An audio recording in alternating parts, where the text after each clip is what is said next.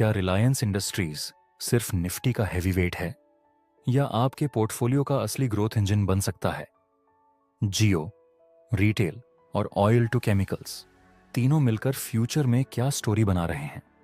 और इस वैल्यूएशन पर रिलायंस में फ्रेश एंट्री या ऐड करना सही है या नहीं? नमस्ते दोस्तों, आप देख रहे हैं बालाजी मार्केट इनसाइट्स, जहां हम हाइप नहीं, हार्ड डेटा और सिंपल भाषा में बात करते हैं। आज के इस वीडियो में हम रिलायंस इंडस्ट्रीज का पूरा एनालिसिस ब्रेक डाउन करेंगे।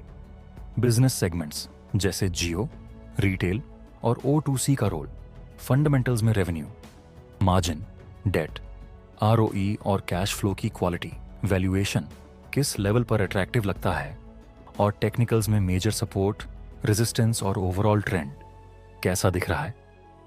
वीडियो के अंत तक आपके पास एक क्लियर पिक्चर होगी कि रिलायंस इंडस्ट्रीज आपके लॉन्ग टर्म पोर्टफोलियो के लिए कोर होल्डिंग बन सकता है या नहीं, वो भी बिना किसी अननेसेसरी हाइप और नॉइज के। शुरू करने से पहले एक जरूरी बात, ये पूरा वीडियो सिर्फ शैक्षणिक और एजुकेशनल पर्पस के लिए है। मैं सेबी रजिस्टर्ड एडवाइजर नहीं हूं।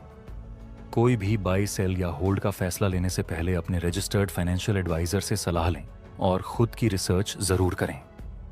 शेयर मार्केट में निवेश हमेशा जोखिम के साथ आता है। चलिए अब सीधे रिलायंस इंडस्ट्रीज के नंबर्स और चार्ट्स पर चलते हैं। रिलायंस इंडस्ट्रीज के शेयर में निवेश करना है या नहीं, ये सवाल आज हर निवेशक के मन में है। आज हम इस कंपनी की पूरी कहानी जानेंगे, उसके बिजनेस को समझेंगे और फिर तय करेंगे कि क्या ये शेयर खरीदने लायक है या नहीं। रिलायंस इंडस्ट्रीज सिर्फ एक कंपनी नहीं, बल्कि भारत की अर्थव्यवस्था का एक महत्वपूर्ण हिस्सा है। मुकेश अंबानी की ये कंपनी आज भारत की सबसे बड़ी प्राइवेट कंपनी है। लेकिन क्या इसका मतलब यह है कि इसके शेयर हमेशा फायदा देंगे? आइए इसकी गहराई में जाकर समझते हैं। पहले बात करते हैं रिलायंस के बिजनेस मॉडल की। ये कंपनी मुख्यतः 4 बड़े सेगमेंट में काम करती है। पहला है ऑयल टू केमिकल्स यानी O2C सेगमेंट, जो कंपनी की कुल आय का लगभग 53% हिस्सा है। यहाँ कंपनी क्रूड ऑयल को रिफाइन करके पेट्रोल, डीजल और केमिकल्स बनाती है। जामनगर में इसकी दुनिया की सबसे बड़ी रिफाइनरी है, जो रोजाना 1.4 मिलियन बैरल ऑयल प्रोसेस करती है। दूसरा बड़ा सेगमेंट है रिलायंस रिटेल, जो कुल रेवेन्यू का 27% हिस्सा है। ये भारत का सबसे बड़ा रिटेल चेन है, जिसके पास हजारों स्टोर्स हैं। तीसरा है जियो प्लेटफॉर्म्स, जो 11% रेवेन्यू कंट्रीब्यूट करता है। जियो ने भारत के टेलीकॉम सेक्टर में रेवोल्यूशन ला दिया है। चौथा सेगमेंट है ऑयल एंड गैस एक्सप्लोरेशन, जो अभी छोटा है लेकिन भविष्य में बढ़ सकता है। अब बात करते हैं कंपनी के फाइनेंशियल परफॉर्मेंस की। Q2 FY26 के रिजल्ट्स देखें तो कंपनी का कंसोलिडेटेड रेवेन्यू 2,59,105 करोड़ रुपए था, जो पिछले साल के मुकाबले में अच्छी ग्रोथ दिखाता है। नेट प्रॉफिट 18,165 करोड़ रुपए रहा। हालांकि ये पिछले क्वार्टर से कम है, लेकिन ईयर ऑन ईयर बेसिस पर देखें तो ग्रोथ अच्छी है। कंपनी का डेट पोजीशन भी समझना जरूरी है। करंटली रिलायंस का ग्रॉस डेट 3.48 लाख करोड़ रुपए है और नेट डेट 1.18 लाख करोड़ रुपए है। ये 2021 में जीरो नेट डेट पोजीशन से बड़ा है, क्योंकि company 5G deployment, retail expansion और न्यू एनर्जी बिजनेस में हैवी इन्वेस्टमेंट कर रही है। शेयर होल्डिंग पैटर्न की बात करें तो प्रमोटर होल्डिंग 50% है, जो स्टेबल है। फॉरेन इंस्टीट्यूशनल इन्वेस्टर्स का 18.65% स्टेक है, म्यूचुअल फंड्स का 9.66% और इंश्योरेंस कंपनीज का 9.23% स्टेक है। ये पैटर्न दिखाता है कि इंस्टीट्यूशनल इन्वेस्टर्स का भरोसा कंपनी पर बना हुआ है। टेक्निकल एनालिसिस की नज़र से देखें तो रिलायंस का शेयर प्राइस करंटली 1540 के आसपास ट्रेड कर रहा है। 52 वीक हाई 1581 रुपए और लो 1114 रुपए रहा है। PE रेशियो 25 के आसपास है, जो सेक्टर एवरेज से कम है।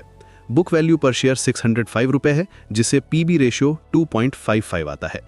अब आते हैं कंपनी के फ्यूचर प्रोस्पेक्ट्स पर। रिलायंस अपने ट्रेडिशनल ऑयल बिजनेस से डाइवर्सिफाई करके कंज्यूमर फेसिंग बिजनेसेस में मूव कर रही है। जियो और रिटेल अब कंपनी के टोटल EBITDA का 55% से ज्यादा कंट्रीब्यूट करते हैं। ये एक पॉजिटिव साइन है, क्योंकि ये बिजनेसेस ऑयल प्राइसेस के फ्लक्चुएशन से कम इफेक्टेड होती हैं। ग्रीन एनर्जी में भी कंपनी बिग इन्वेस्टमेंट्स कर रही है। Green hydrogen, renewable energy, battery storage और ग्रीन फ्यूल्स में कंपनी का फोकस है।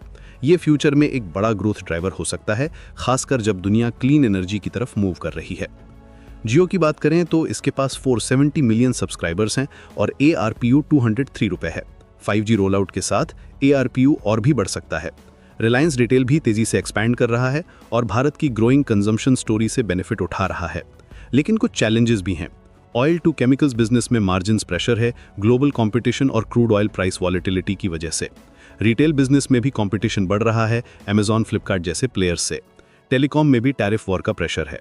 क्वार्टरली रिजल्ट्स का ट्रेंड देखें तो Q1 FY26 में नेट प्रॉफिट 26,994 करोड़ था, जो Q2 में 18,165 करोड़ हो गया। ये सिक्वेंशियल डिक्लाइन है, हालांकि ईयर ऑन ईयर ग्रोथ अभी भी पॉजिटिव है। वैल्यूएशन के नजरिए से देखें तो करंट पी रेशियो 25 रीजनेबल लगता है, कंसिडरिंग कंपनी के डाइवर्सिफाइड बिजनेस मॉडल और ग्रोथ प्रॉस्पेक्ट्स को।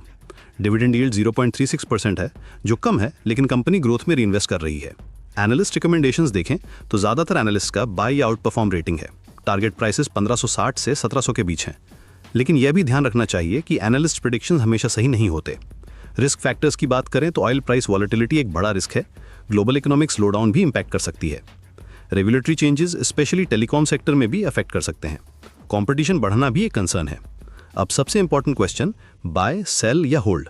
ये डिपेंड करता है आपके इन्वेस्टमेंट होराइजन और रिस्क एपेटाइट पर। अगर आप लॉन्ग टर्म इन्वेस्टर हैं और डाइवर्सिफाइड बिजनेस मॉडल में बिलीव करते हैं तो ये एक गुड ऑप्शन हो सकता है। कंपनी का strong balance sheet, market leadership position और फ्यूचर ग्रोथ प्लान्स अट्रैक्टिव हैं। शॉर्ट टर्म के लिए देखें तो करंट लेवल्स पर कुछ कंसोलिडेशन हो सकता है।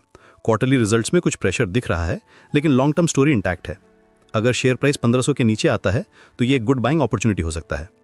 पोर्टफोलियो एलोकेशन के नजरिए से देखें तो रिलायंस को आप अपने इक्विटी पोर्टफोलियो का 10 से 15% हिस्सा दे सकते हैं। ये एक लार्ज कैप स्टेबल स्टॉक है जो पोर्टफोलियो को स्टेबिलिटी देता है। कंक्लूजन ये है कि रिलायंस इंडस्ट्रीज एक फंडामेंटली स्ट्रॉन्ग कंपनी है। इसका diversified business model, strong market position और फ्यूचर ग्रोथ प्लान्स अट्रैक्टिव हैं। करंट वैल्यूएशन भी रीजनेबल है, हालांकि शॉर्ट टर्म में कुछ चैलेंजेस हैं, लेकिन लॉन्ग टर्म आउटलुक पॉजिटिव है। इन्वेस्टमेंट डिसीजन लेते समय अपनी फाइनेंशियल सिचुएशन, इन्वेस्टमेंट गोल्स और रिस्क टॉलरेंस को ध्यान में रखें। किसी भी स्टॉक में इन्वेस्ट करने से पहले प्रॉपर रिसर्च करें और अगर जरूरत हो तो फाइनेंशियल एडवाइजर से सलाह लें। स्टॉक मार्केट में इन्वेस्टमेंट में रिस्क होता है, इसलिए सिर्फ उतना ही इन्वेस्ट करें जितना आप लूज कर सकते हैं।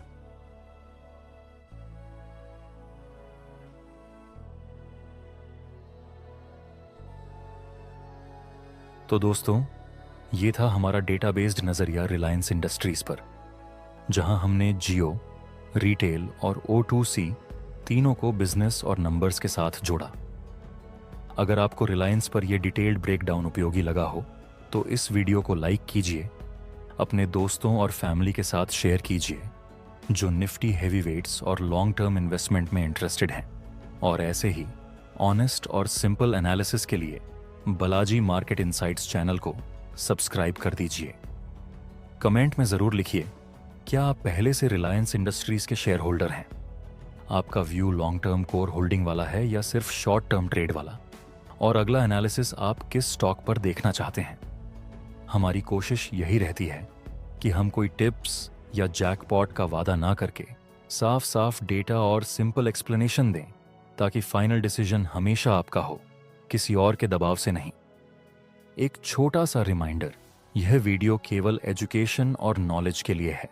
यह किसी भी तरह की पर्सनल बाय, सेल या होल्ड की सलाह नहीं है।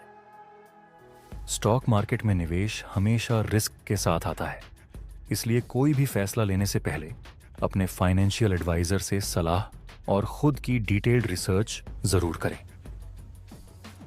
धन्यवाद दोस्तों, जल्द मिलेंगे अगले एपिसोड में एक और स्ट्रॉन्ग स्टॉक एनालिसिस के साथ।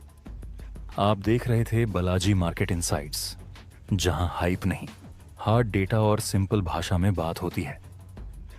ऐसे ही और स्टॉक्स पर डीप, सिंपल और डेटा बेस्ड एनालिसिस के लिए वीडियो को लाइक कीजिए, दोस्तों के साथ शेयर कीजिए और बालाजी मार्केट इनसाइट्स को सब्सक्राइब करके अपनी स्टॉक मार्केट लर्निंग जर्नी आज ही शुरू कीजिए।